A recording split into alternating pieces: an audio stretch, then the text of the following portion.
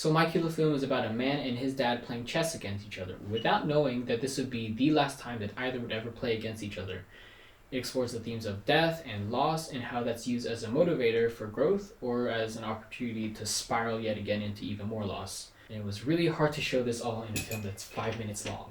So there's three ways of how this film got conceptualized. The first is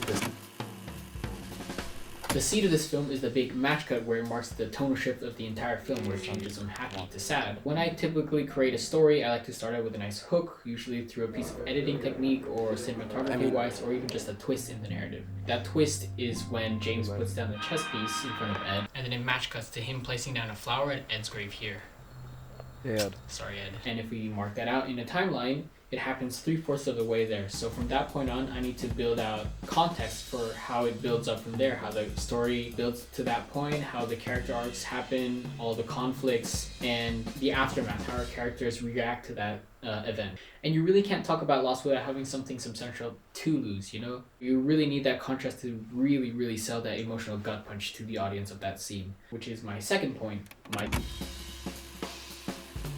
My dad is my biggest inspiration. The eponymously key prop, the nuts, was because of him. He likes this really specific brand of nuts in China that he always buys and snacks on. A lot of the lines of dialogue from Ed was taken directly from him, and that brings me to my next point. Alfred Hitchcock uses shot sizes directly proportional to the importance of the information that he's trying to tell.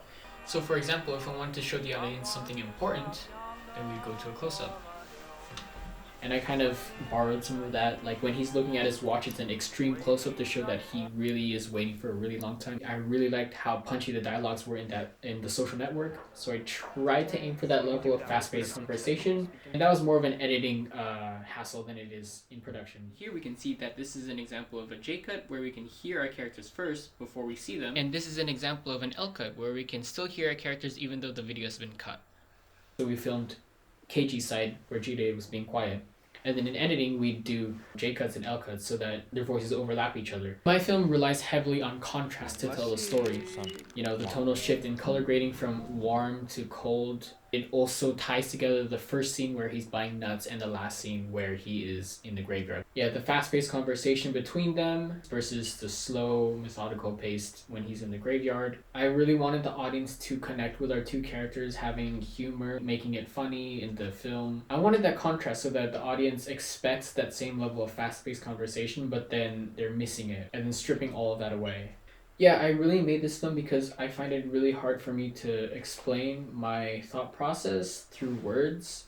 I'm more of a visual person when it comes to explaining than I am a vocal one, so I like doing things like storyboards or editing or like blue screen. So yeah, that's my kilo film. I hope you enjoyed. Oh boy.